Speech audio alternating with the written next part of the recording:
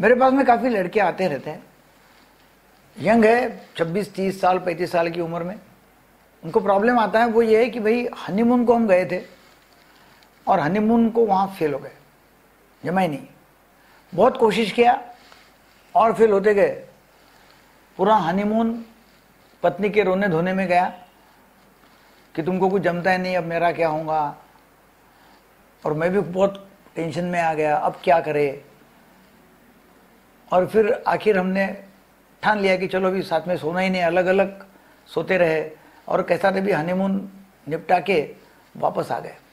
आने के बाद में भी कोशिश किया, जम नहीं रहा है। अब डिवोर्स के ऊपर बारी आ गई, अब क्या करें। जब मैं काउंसलिंग करता हूँ, उनको पूछता हूँ कि भाई एग्जैक्टली हुआ क्या, फिर बहुत सारी बातें सामने आती है। एक तो यह है कि जब हम पूछते हैं तो बोलते हैं कि भाई हाँ मुझे गर्लफ्रेंड थी शादी के पहले, मगर उसके साथ में मैंने शादी नहीं किया। ये तो दूसरी है। गर्लफ्रेंड और मैं कभी कभी मिलते थे और जब जब मिलते थे तो जल्दी डिस्चार्ज होता था।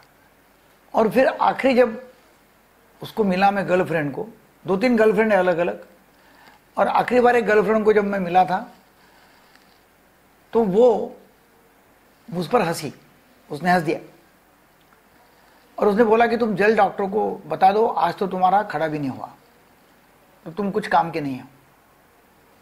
एक्चुअली तो मैं उसको प्रपोज करने वाला था। जब मैंने ये बोल दिया तो मुझे ऐसा लगा कि धरती पूरी घूम रही है। मैंने खुद को संभाल लिया और सोचा ठीक है, जो होगा वो करेंगे। और तुरंत उतने में ही मेरी शादी घर वालों ने पक्की कर दिया। मैं ना बोल रहा था कि मुझे प्रॉब्लम है, मगर मैं कैसा बोलूं कि ये प्रॉब्लम है करके घर वालों को। मैं ना बोला तभी उन्होंने ज़बरदस्ती लड़की बताई, शादी पक्की किया। शादी करके तुरंत हम हनीमून गए, वहाँ से आ गए तो ये प्रॉब्लम आ गया।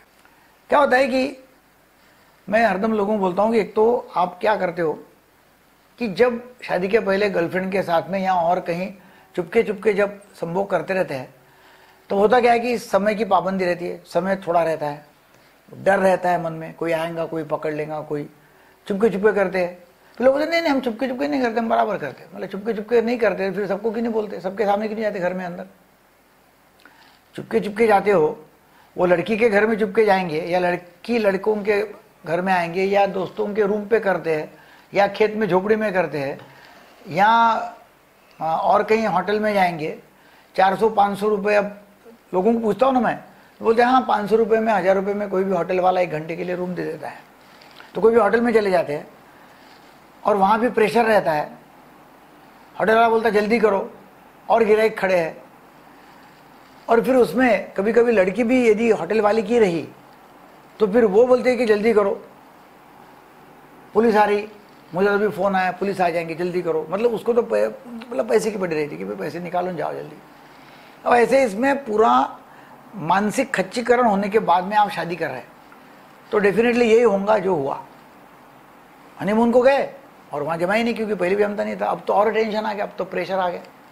तो हनीमून के पहले सभी लोगों ने ये वीडियो जरूर देखना चाहिए और जो जो लोग आपके परिचित हनीमून को जा रहे हैं उनको भी ये शेयर करो। मैं हरदम ये बोलता हूँ कि भाई आपने साइकिल सीखा, बोले हाँ, तो साइकिल सीख लिया तो क्या पहले इसमें टांग मार दिया साइकिल पे चालू हो गई? नहीं। बोले क्या हुआ? बोले गिर गए, घुटने फूटे।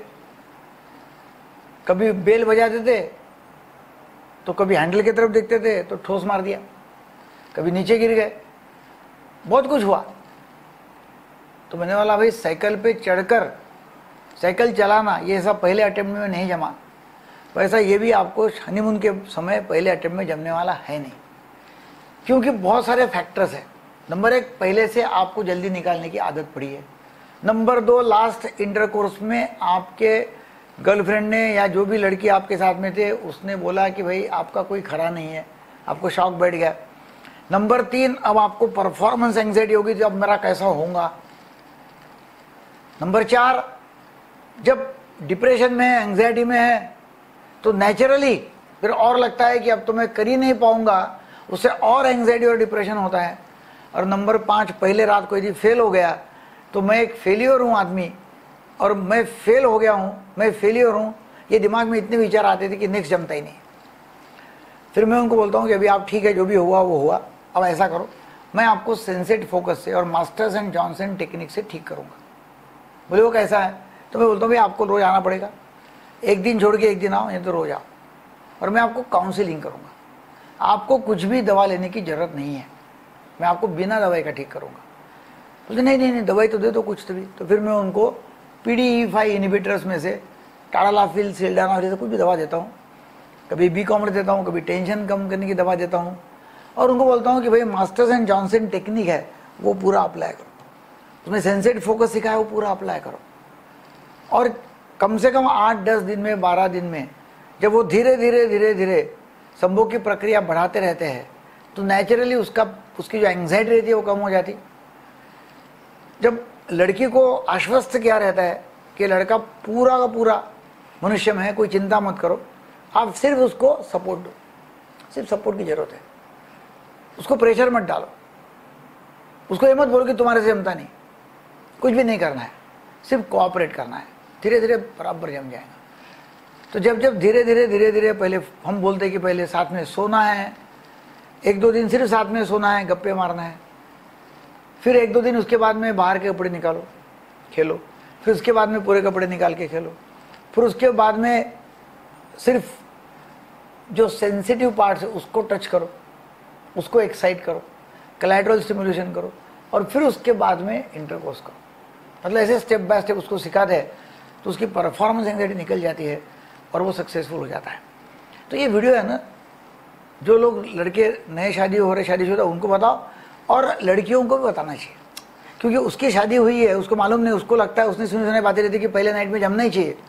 और हमारे यहाँ तो फर्स्ट नाइट का तो बहुत ही बड़ा बवाल किया हुआ है कि फर्स्ट नाइट है, फिर सजा धजा के रूम रखी हुई है, अंदर लड़का बैठा हुआ है एकदम सब डेकोरेशन में, और लड़की केसर का दूध लेके रात को लेट अंदर जाएगी, और फिर बाद में उनका हनीमून होगा। ये सब इतना प्रेशर है, क्योंकि बाहर भी लोग, मेहमान लोग बैठे हुए हैं, वो लड़की को चिढ़ा रहे हैं, लड़के को चिढ़ा रहे हैं, और कुछ कुछ इसमें तो ऐसा रहता है कि भाई जूता मतलब घुमा दो, या लड़के का ऐसा कुछ तो भी ये कर दो, जैसा समझो होटल में रूम बुक की है, या कमरा सजा धजा के रखा हुआ है घर में ही, उसको ताला लगाओ, चाबी ले लो।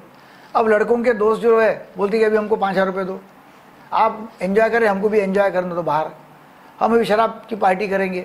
मतलब ऐसा हंसी मजाक चल रही है, बाहर धूमधाम चल रहा है, लड़की प्रेशर में, लड़का प्रेशर में है, 2-3 दिन शादी की गड़बड़ में बहुत थकान आई हुई है, टायर्डनेस है, और ऐसे इसमें आप अंदर जाते हो तो नेचुरली नींद आएगी, टेंशन बहुत ज़्यादा है तो परफॉर्मेंस एंग्जाइटी रहेगी और जमेगा नहीं। तो ये आराम आराम से करने वाली चीज़ है। मैं तो हरदम बोलता हूँ कि फर्स्ट नाइट को करो ही मत, फर्स्ट नाइट को सिर्फ एक दूसरे को सहलाओ, रोमांस करो, रोमांटिक बातें करो, और बाद में जैसे जैसे करीब आते हैं वैसे वैसे फिर 3-4-5 दिन के बाद में सेक्स करो। तो ये वीडियो सबको बताओ, लड़कियों को बताओ, लड़कों को बताओ। फर्स्ट नाइट में नहीं जमा तो कोई चिंता का काम है नहीं। वीडियो आपको अच्छा लगा तो शेयर करो, सब्सक्राइब करो हमारे चैनल को, ताकि अच्छे अच्छे वीडियो आपको जरूर मिलते जाएंगे। Thank you very much.